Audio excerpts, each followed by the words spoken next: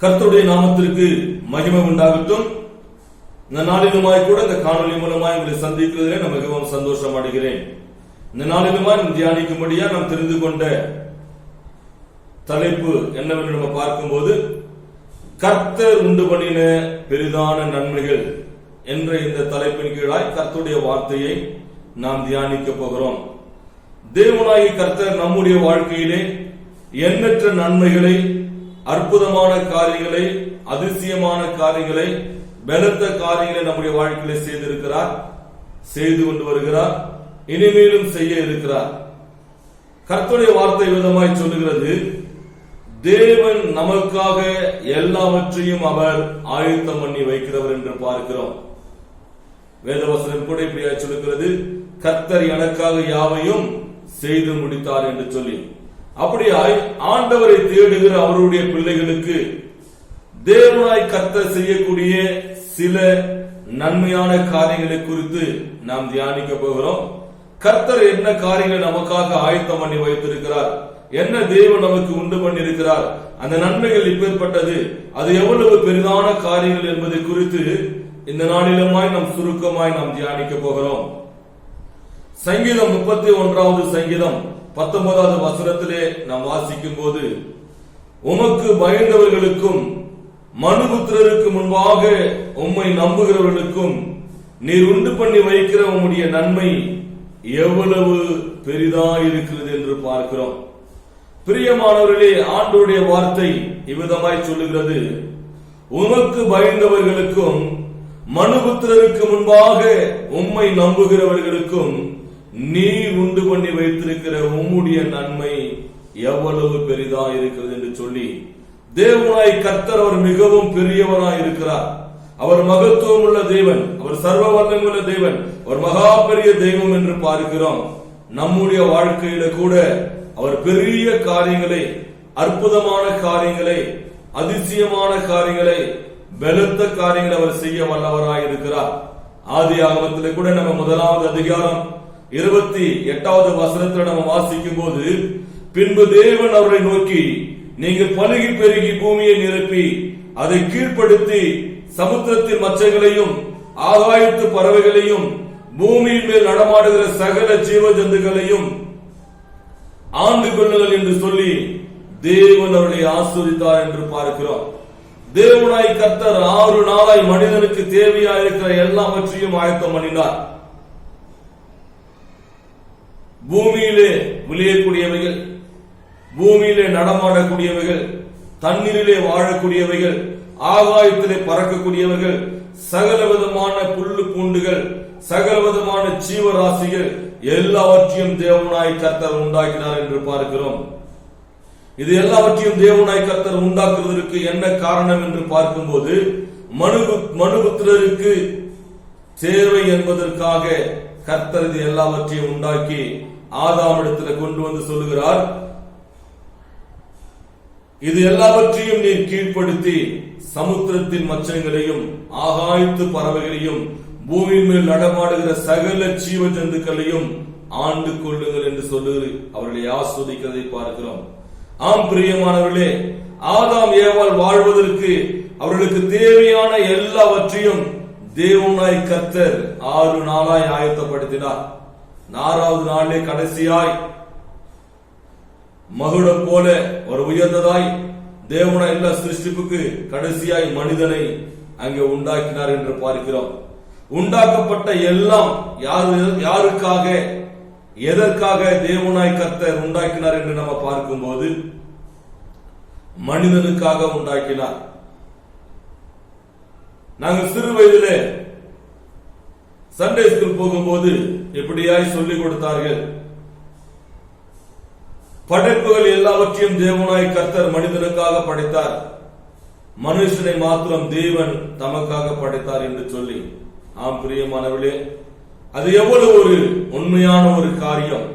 இந்த உலகத்தில் இருக்கிற எல்லா படைப்புகளையும் நாம் பார்க்கிற வானம், பூமி, சமுத்திரம், நிலம், நீர், மலைகள், குன்றுகள், பெரிய பெரிய பர்வதங்கள் எல்லாவற்றையும் தேவனாய் கர்த்தர் மனுஷனுக்காக உண்டாக்கினார் என்று பார்க்கிறோம். எல்லா உயிரினங்களும் எல்லா ஜீவன்களையும் கர்த்தர் மனுஷனுக்காக உண்டாக்கினார் என்று பார்க்கிறோம். அப்படியே வேத வசனம் இங்க சொல்லுகிறது, மனுஷனுக்கு முன்பாக உம்மை நம்புகிறவர்களுக்கும் நீர் உண்டு பண்ணி வைத்திருக்கிற உம்முடைய நன்மை எவ்வளவு பெரிதா இருக்குது என்று பார்க்கிறோம். அன்றைக்கு ஆதாம் ஏவாளுக்கு மாத்திரம் தேவனாய் கர்த்தர் பெரிய காரியங்களை உண்டு பண்ணி கொடுக்கவில்லை. ஆண்டவராய் இயேசு கிறிஸ்துவை விசுவாசிக்கிற தேவனாய் கர்த்தரை நம்புகிற நாம் ஒவ்வொருவருக்குமாய் தேவனாய் கர்த்தர் அவர் உண்டு பண்ணி வைத்திருக்கிற ஆசீர்வாதங்கள் அது மிகவும் பெரியதா இருக்கிறது என்று பார்க்கிறோம். எரேமியா தீர்க்கதரிசன புத்தகம் 29வது அதிகாரம் 11வது வசனத்தில் நாம் வாசிக்கும் போது, எரேமியா தீர்க்கதரிசன புத்தகம் 29வது அதிகாரம் 11வது வசனத்தில் நாம் வாசிக்கும் போது, நீங்கள் எதிர்பார்த்து இருக்கும் முடிவை உங்களுக்கு கொடுக்கும்படிக்கு நான் உங்கள் பேரில் நினைத்திருக்கிற நினைவுகளை அறிவேன், அவைகள் தீமைக்கல்ல சமாதானத்துக்கு ஏதுவான நினைவுகளே என்று பார்க்கிறோம். ஆம் பிரியமானவர்களே, தேவனாய் கர்த்தர் நம்முடைய வாழ்க்கையில ஒரு நல்ல முடிவை கொடுக்கும்படிக்கு தேவனாய் கர்த்தர் நம் மீது நினைவா இருக்கிறார் என்று பார்க்கிறோம். அவர் நம் மீது வைத்திருக்கிற நினைவுகள் தீமைக்கானது அல்ல, நன்மைக்கு ஏதுவான நினைவுகளை தேவனாய் கர்த்தர் நமக்கு வைத்திருக்கிறார். கர்த்தர் நம்மை நினைத்திருக்கிறார். நிச்சயமாய் தேவனாய் கர்த்தர் நம்மை ஆசீர்வதிப்பார். கர்த்தர் நம்மை நினைத்திருக்கிறார். கர்த்தர் தம்முடைய ஊழியக்காரனை ஆசீர்வதிப்பார். கர்த்தர் நம்மை நினைத்திருக்கிற ஊழியர்களுடைய குடும்பத்தை ஆசீர்வதிப்பார். கர்த்தர் நம்மை நினைத்திருக்கிறார். கர்த்தர் இஸ்ரவேலை ஆசீர்வதிப்பார் என்று சொல்லி வேதத்தை நாம் வாசிக்கிறோம். தேவனாய் கர்த்தர் நம் மேலே அவர் வைத்திருக்கிற நினைவுகள் தீமைக்கான நினைவுகள் அல்ல, நன்மைக்கான நினைவுகளை வைத்திருக்கிறார். என்ன நன்மையை வைத்திருக்கிறார்? ஒரு பெரிதான நன்மை தேவனாய் கர்த்தர் நமக்கு செய்யும்படியாய் தேவன் அப்படியாய் நமக்கு ஆயத்தம் பண்ணியிருக்கிறார். அப்படிதான் ஆதாம் ஏவாளு கூட கர்த்தர் எல்லா நன்மைகளையும் உண்டு பண்ணின பின்பு கடைசியாய் ஒரு இடத்துல கொண்டு வந்து அதை கொடுத்து தேவனாய் கர்த்தர் இதை நீங்கள் ஆண்டு கொள்ளுங்கள் என்று சொல்லி அவர்களை ஆசீர்வதிக்கிறதை பார்க்கிறோம். இன்னும் ஒரு வசனத்தில் வாசிக்கும் போது, ஏசாயா தீர்க்கதரிசன புத்தகம் 64வது அதிகாரம் 4வது வசனத்தில் வாசிக்கும் போது, தேவனே உமக்கு காத்திருக்கிறவர்களுக்கு நீர் செய்பவைகளை நீரே அல்லாமல் உலகம் தோற்றம் முதற்கொண்டு ஒருவரும் கேட்டதும் இல்லை, செவியால் உணர்ந்ததும் இல்லை, அவைகளை கண்டதும் இல்லை என்று பார்க்கிறோம்.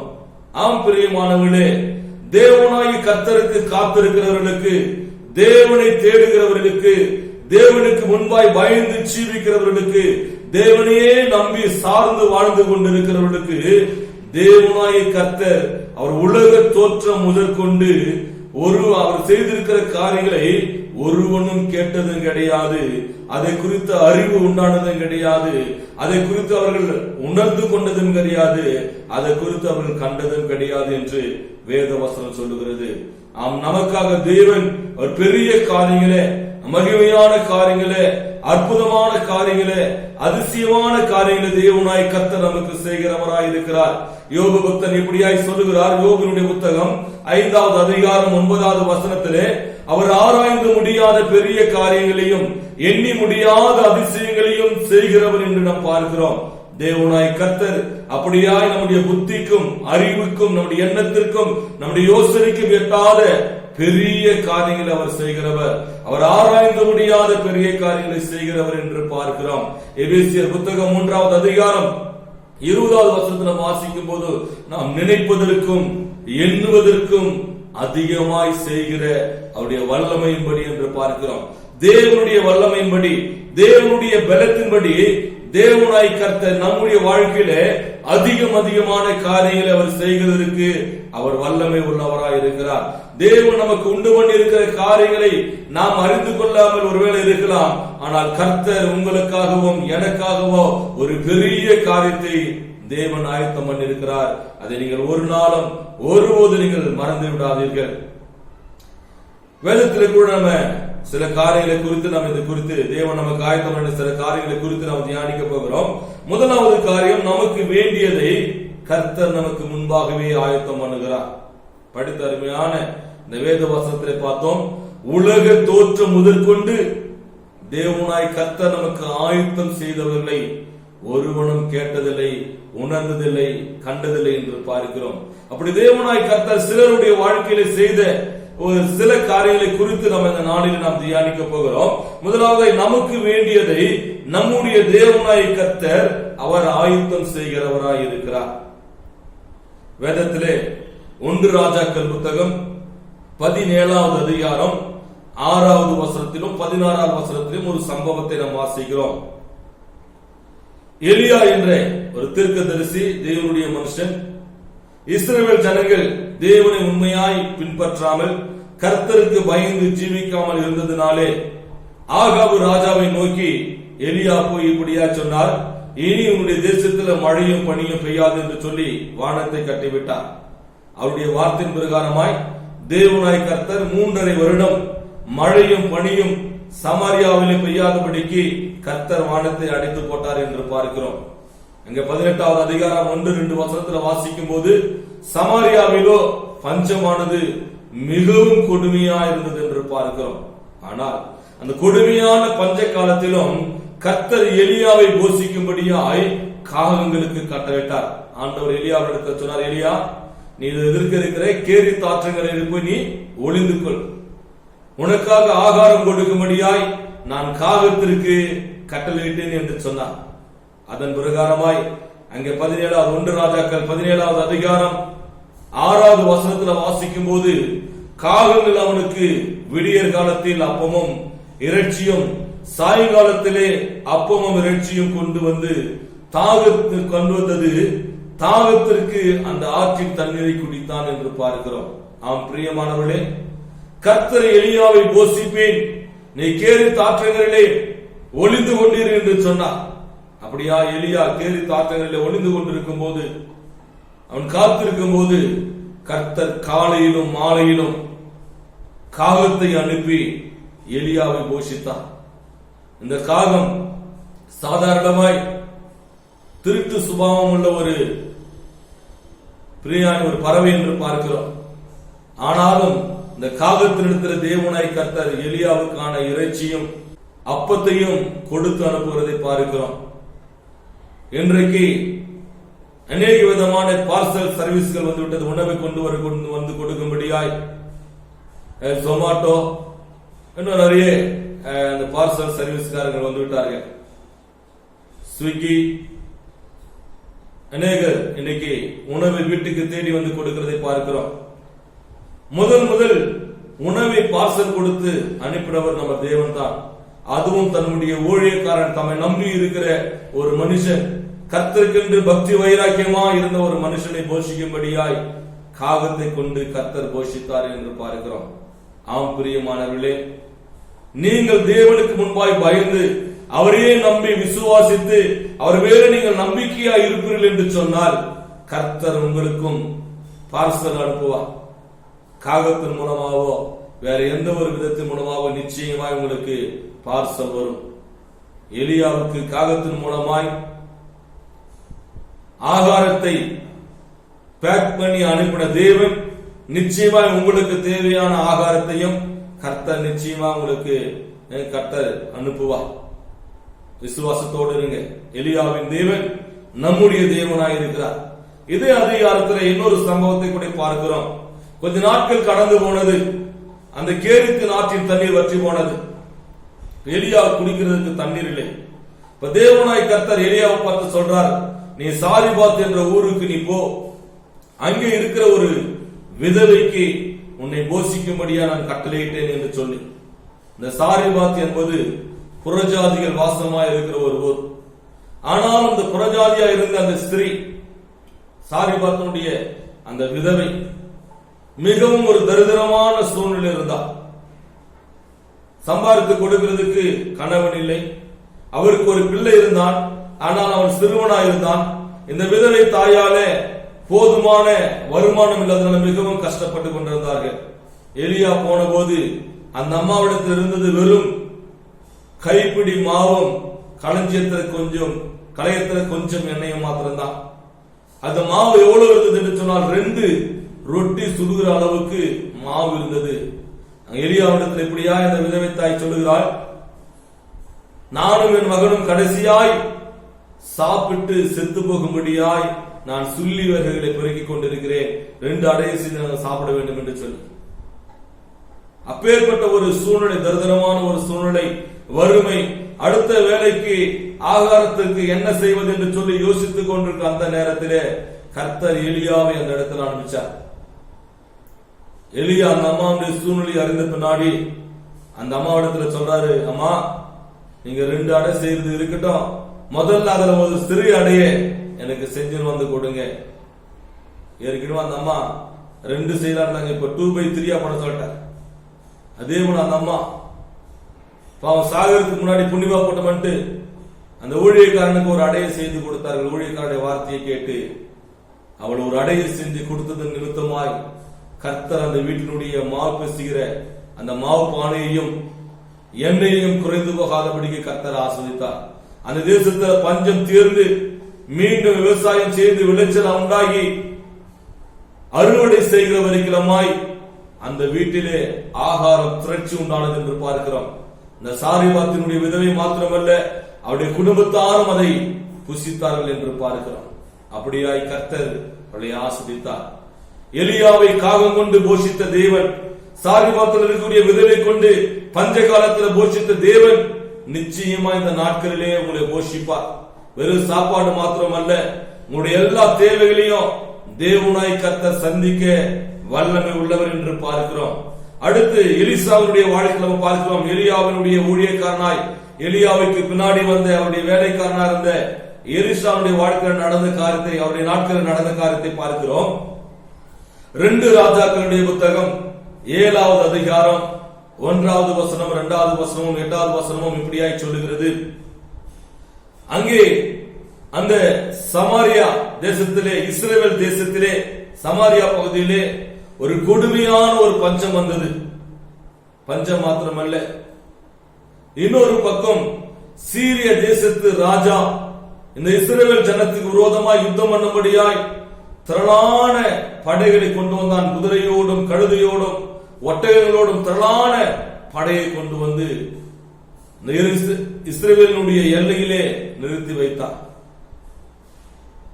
எலியா தீர்க்கதரிசி எப்படியா இந்த பஞ்ச காலத்துல ஒரு பக்கம் பஞ்சம், இன்னொரு பக்கம் யுத்தத்துடைய செய்தி, இது ரெண்டும் இருக்கிற நாட்களிலே எலியா தீர்க்கதரிசி இப்படியாய் கர்த்தருடைய வார்த்தையை உரைத்தார். 2 ராஜாக்கள் 7வது அதிகாரம் 1வது வசனத்தில் வாசிக்கும் போது, அப்பொழுது எலிசா கர்த்தருடைய வார்த்தையை கேளுங்கள், நாளைய நேரத்திலே சமாரியாவில் வாசலிலே 1 மரக்கால் கோதுமை மா 1 சேக்கலுக்கும் 2 மரக்கால் வாறு கோதுமை 1 சேக்கலுக்கும் விற்கப்படும் என்று கர்த்தர் சொல்லுகிறார் என்றார். அருமையா இந்த பஞ்ச காலத்திலே, கஷ்டத்திலே, வறுமையிலே, ஆகாரம் இல்லாதபடிக்கு இருந்த அந்த ஜனங்களை பார்த்து எலிசா சொல்லக்கூடிய ஒரு காரியம் என்று பார்க்கும்போது, அந்த பட்டணத்தினுடைய ஒளிமுக வாசலிலே, அந்த பட்டணத்துடைய முகப்பிலே, இந்த கேட் இடத்திலே 1 மரக்கால் மாவு 1 சேக்கலுக்கும் வார்கோதை மாவு 2 மரக்கால் 1 சேக்கலுக்கும் விற்கப்படும் என்று பார்க்கிறோம்.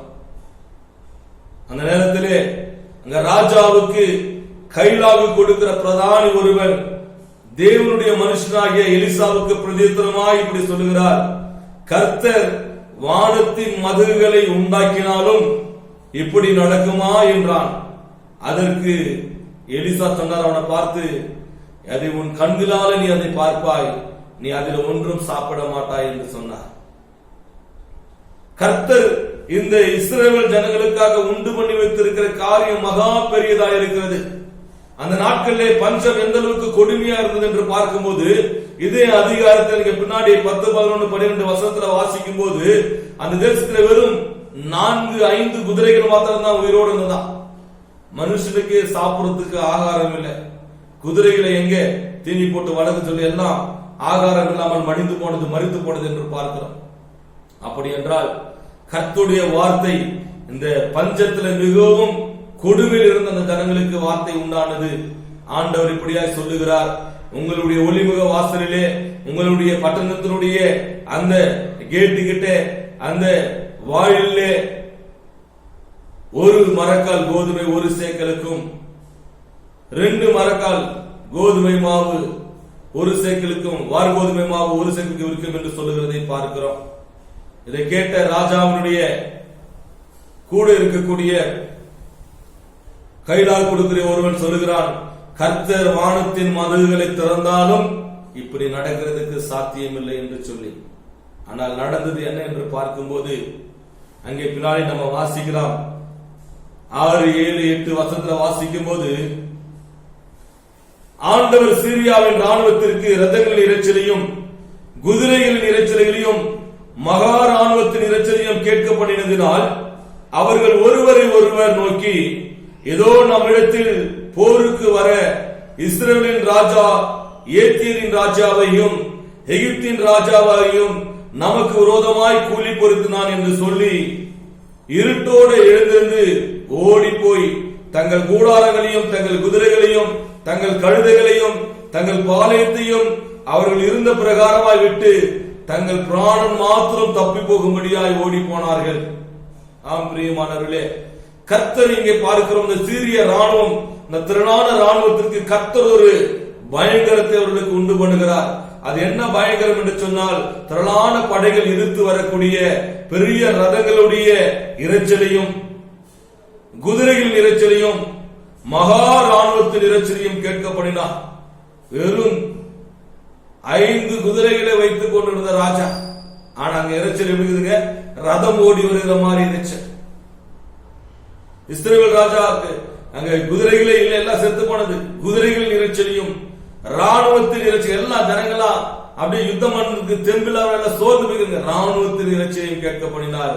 அது கேட்ட போது அவர்கள் சொல்றாங்க, ஏத்தியரின் ராஜாவையும் எகிப்திய ராஜாவையும் இஸ்ரேலின் ராஜா கூலி பொறுத்தவனுக்கு காசு கொடுத்து வரவைத்தான் என்று சொல்லி இருட்டோடு இருட்டாய் அவர் எல்லாரும் தன்னுடைய கூடாரத்தை தன்னுடைய கழுதைகளையும் தன்னுடைய குதிரைகளையும் எல்லாத்தையும் விட்டு விட்டு என் உயிர் பிழைத்தால் போதும் என்று சொல்லி ஓடி போனார்கள் என்று பார்க்கிறோம்.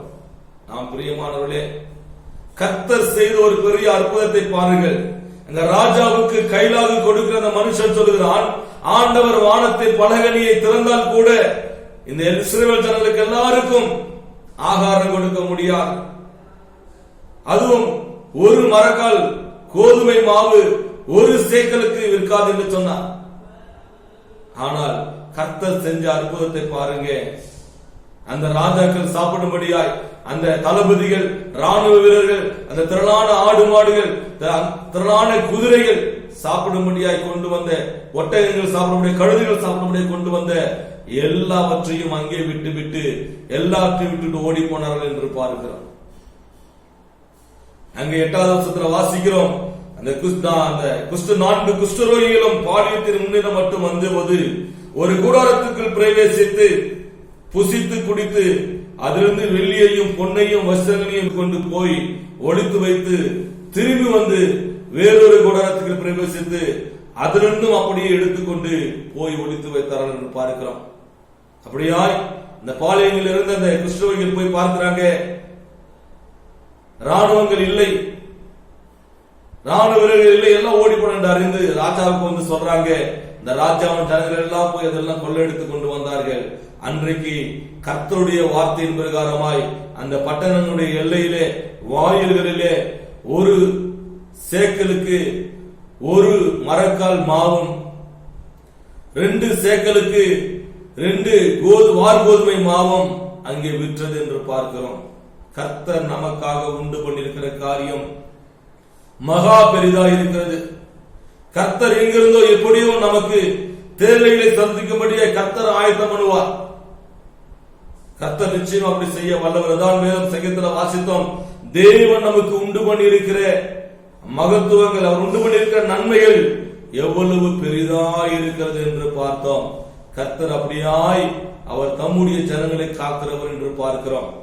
ஆதியாகமத்துடைய புத்தகம் 50வது அதிகாரம் 20வது வசனத்தில் வாசிக்கும் போது யோசேப்பு இப்படியாய் சொல்லுகிறார், நீங்கள் எனக்கு தீமை செய்ய நினைத்தீர்கள், தேவனோ இப்பொழுது நடந்து வருகிறபடியே வெகு ஜனங்களை உயிரோடு காக்கும்படிக்கு அதை நன்மையாக முடிய பண்ணினார் என்று சொல்லி, அப்படியாய் இஸ்ரவேல் ஜனங்களை காக்கும்படி எகிப்திற்கு முன்பாகவே யோசேப்பை தேவனாய் கர்த்தர் அனுப்பி இஸ்ரவேல் பஞ்சகாலத்திலே இஸ்ரவேலுடைய புத்திரர்கள் யாக்கோபுடைய பிள்ளைகள் பாதுகாக்க வேண்டும் என்று சொல்லி கர்த்தர் அவருடைய குமாரனாகிய யோசேப்பை முன்பாக அனுப்பித்து அவருடைய அப்படியாய் காப்பாற்றினார். இஸ்ரவேலை காப்பாற்றின தேவன், உலகத்தில் இருக்க எல்லா ஜனங்களையும் காப்பாற்றின தேவன், பஞ்ச காலத்திலே அக்கம் பக்கம் இருக்கிற தேசத்தார்களை காப்பாற்றும்படியாய் யோசேப்பை தெரிந்து கொண்ட தேவன் நிச்சயமாய் நம்மை கூட அவர் போஷிக்க அவர் வல்லமை உள்ளவராக இருக்கிறார்.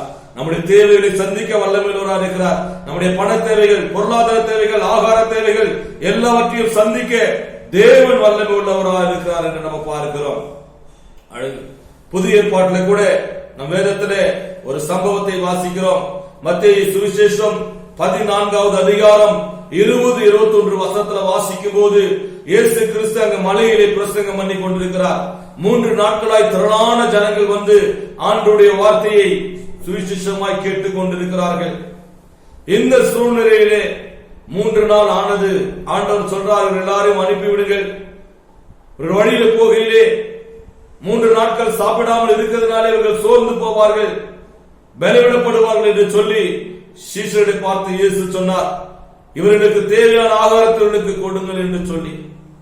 அங்கிருந்து சிலர் சொன்னார்கள், ஆண்டவரே 200 பணத்திற்கும் அதிகமாய் நாம் வாங்கினாலும், அப்பங்களை வாங்கி கொண்டு வந்தாலும் இவர்கள் எல்லாருக்கும் திருப்தியா கொடுக்க முடியாதே.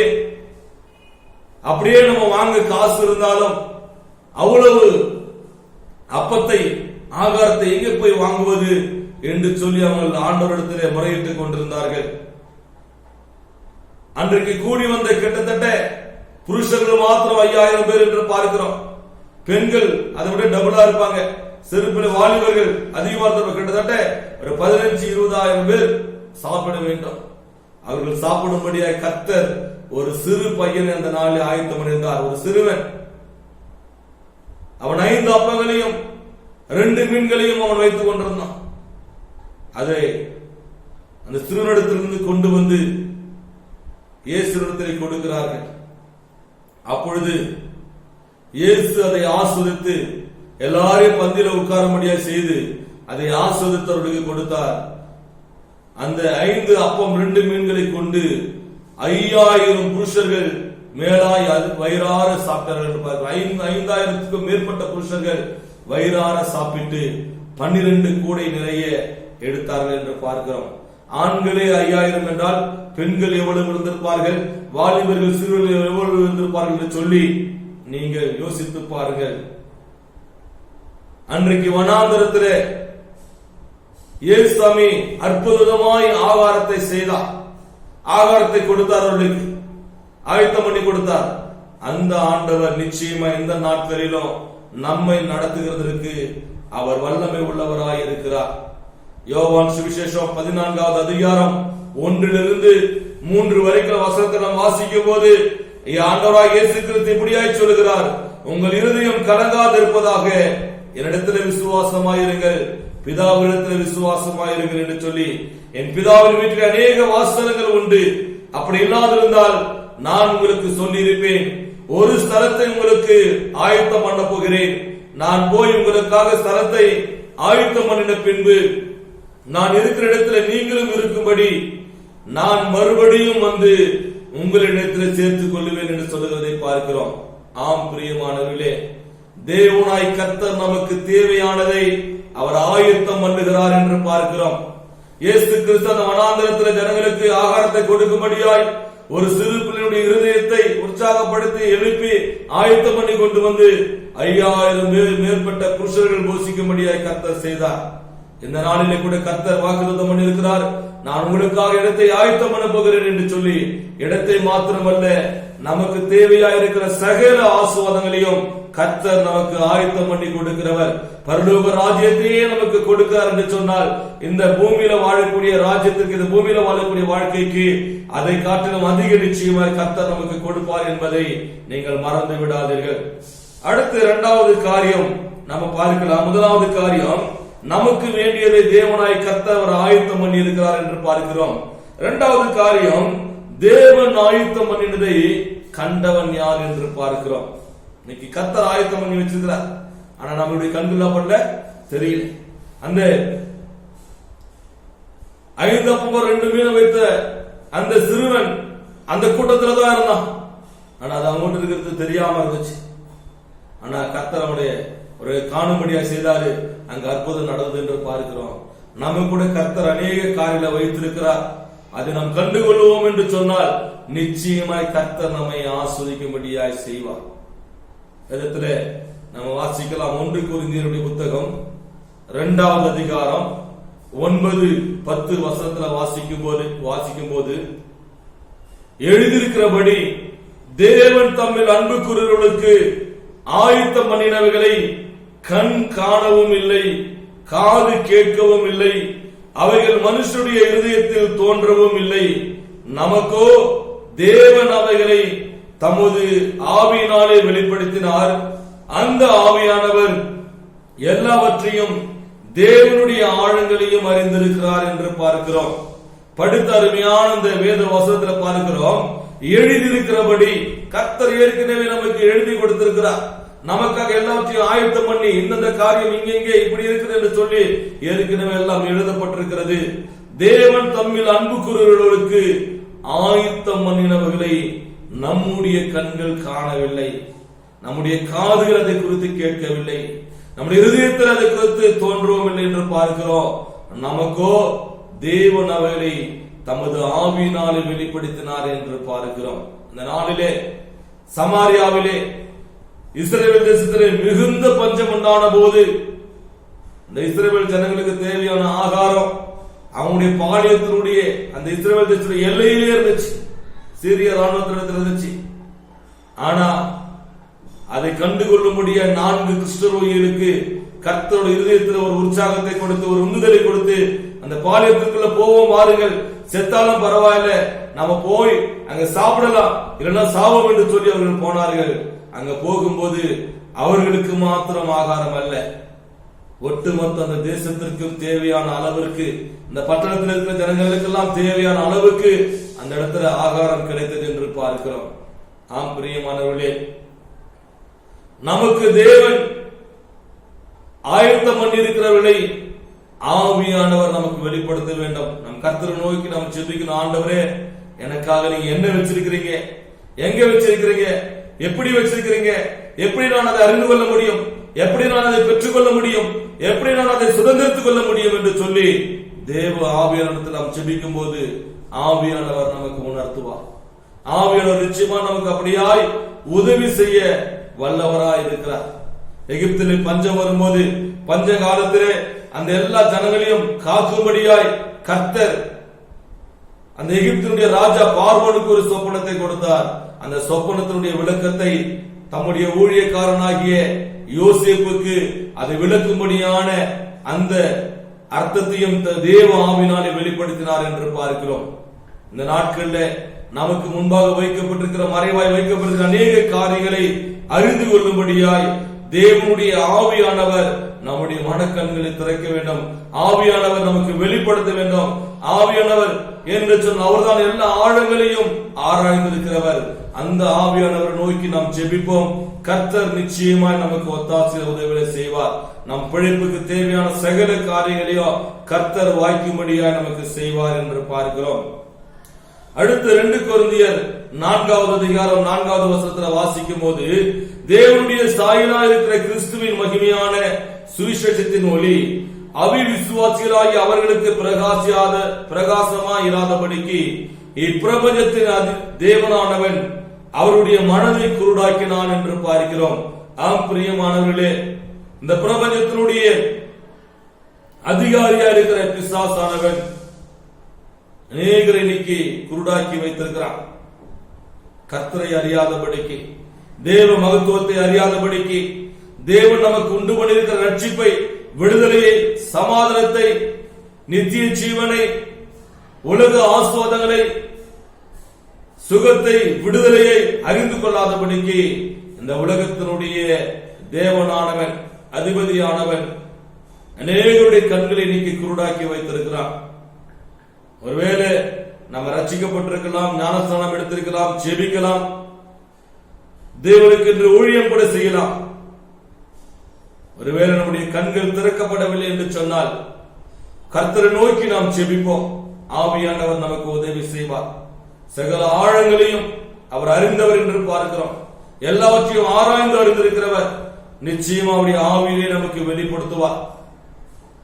அன்றைக்கு யோசேப்புக்கு பஞ்சத்திலிருந்து தப்பிக்க முடிய காரியத்தை வெளிப்படுத்தி கொடுத்தவர்.